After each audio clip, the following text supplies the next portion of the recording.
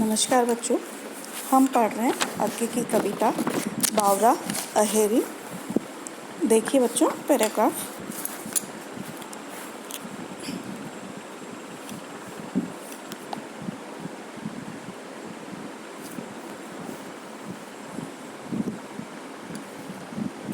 भोर का बावरा अहेरी पहले बिछाता है आलोक की लाल लाल कनियाँ पर जब खींचता है जाल को, बांध लेता है सभी को साथ।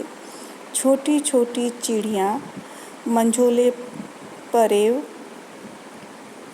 बड़े बड़े पंखी, डैनों वाले डील वाले, डोल के बेडोल, उड़ते जहाज, कलश त्रिशूल वाले मंदिर शिखर सेले। हाँ बच्चों, ये कविता आगे की बावरा अहेरी कविता से ली गई है।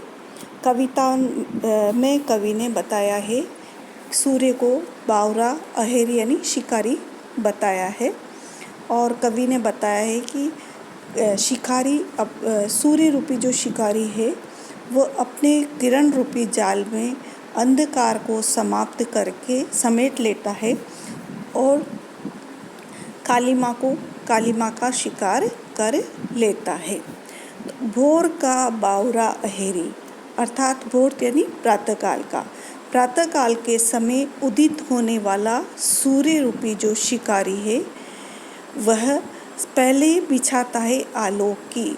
सबसे पहले वो उषाकालीन जो लाल लाल आलोक यानी किरण है, प्रकाश, तो उषाकालीन जो लाल लाल जो किरणें हैं, किरणों का जाल चारों ओर बिछा देता है। पर जब सींचता है जाल को और फिर वह जाल को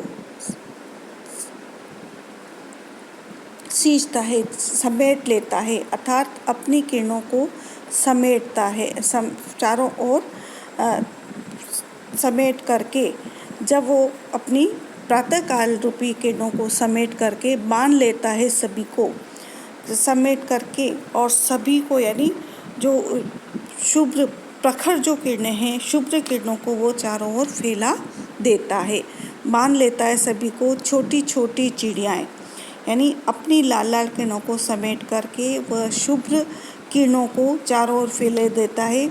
उस समय वह अपने जाल में किरणों आकाश में तारे रूपी जो छोटी छोटी चिड़ियाँ हैं उनको अपने ओर खींच लेता है।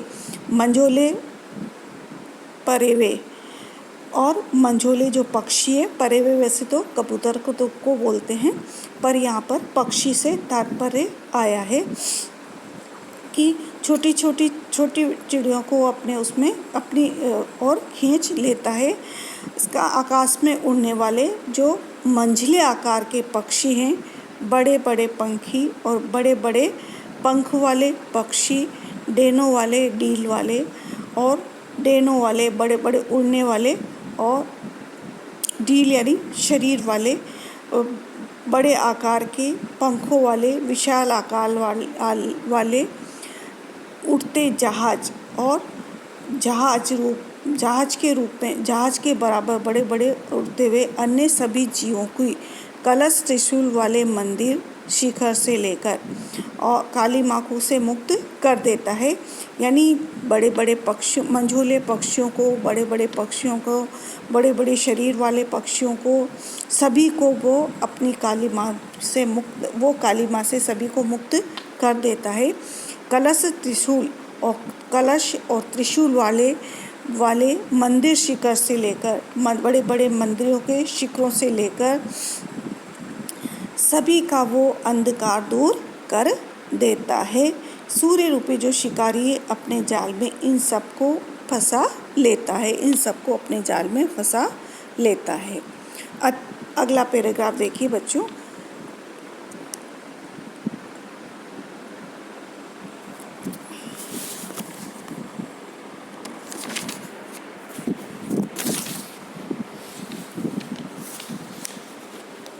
कलश त्रिशूल वाले शिखर तार घर की छोटी मोटी चिमनियाँ, गोल दूसों वाली उपयोग सुंदरी, बेपनाह काया को, गोधूलि की धूल को, मोटरों के धुएं को भी, पार्क के किनारे पुष्पित ताग्र कणिकारक की आलोक सच्ची तन्वी रूपरेखा को, और दूर कचरा जलाने वाले कल के उड्डन चिमनियों को, धुओं को उगलती मानो मात्र से अहेरी को हरा देगी।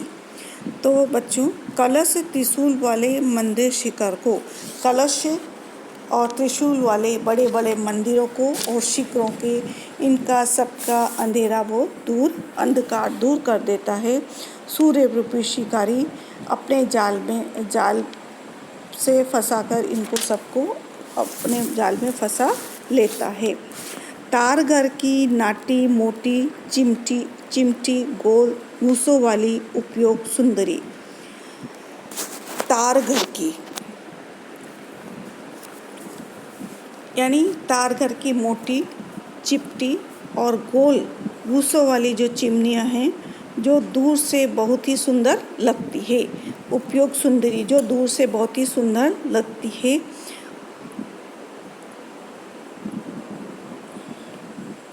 उनकी कैसी है? काली आकृति है और वो उपयोगी भी है। उसे भी तुम अपना लक्ष्य बनाओ।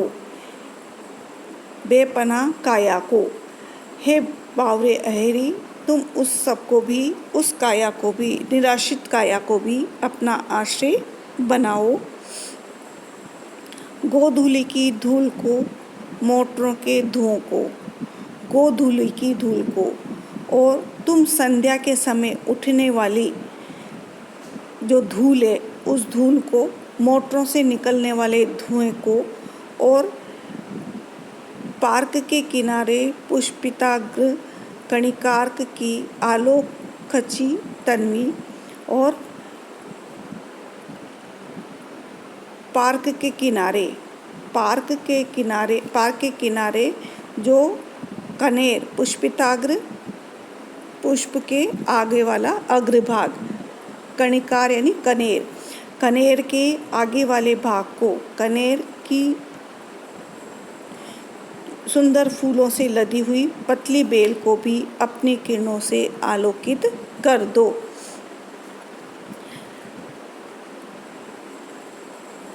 यानी कनेर के वृक्ष के अग्रभाग को भी तुम अपने आलोक से, अपनी किरणों के आलोक से आलोकित कर दो।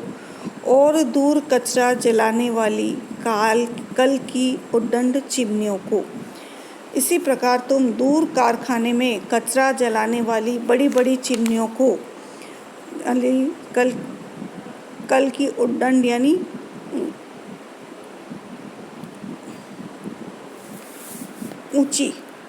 ऊंची चिमनियों को भी तुम अपने आलोक से आलोकित कर दो। चिमनियों को, जो धुआं यूँ उगलती है, जो निरंतर काला धुआं उगलती रहती है, मानो मात्र से अहेरी को हरा देगी। ऐसा लगता है जैसे वो सूर्य रूपी जो शिकारी को भी हरा देगी। यानी उसकी जो काला जो धुआं निकल रहा है, तो वो धुएं से ऐसा लग रहा है कि सूर्य रूपी जो शिकारी है, जो अपना प्रकाश किरणें चारों फैला रहा है, तो उसका कालापन भी शायद सूर्य रूपी शिकारी से दूर नहीं हो, तो तुम उसका भी अंधकार दूर कर दो। कहने का तात्पर्य है कि सूर्य अपनी प्रखर किरणों से सभी अच्छे बुरे रूप कुरूप पदार्थों को सबको आलोकित कर दो, सबकी कालिमा का शिकार कर दो। यही अपना लक्ष्य, तुम्हारा लक्ष्य है। कवि ने यहाँ पर अनुपास, उत्प्रेक्षा और उपमा, मानवीकरण अलंकारों का प्रयोग किया है। सूर्य को एक ऐसा शिकारी बताया है जिसकी सभी जगह नज़र रहती है। जो भी उसका लक्ष्य होता है, वो जो भी अपना लक्ष्य बना लेता है उसी को वो हरा देता है। कवि ने प्रकृति चित्रण में बहुत ही अच्छा प्रकृति चित्रण किया है। बच्चों, आगे का हम कल करेंगे।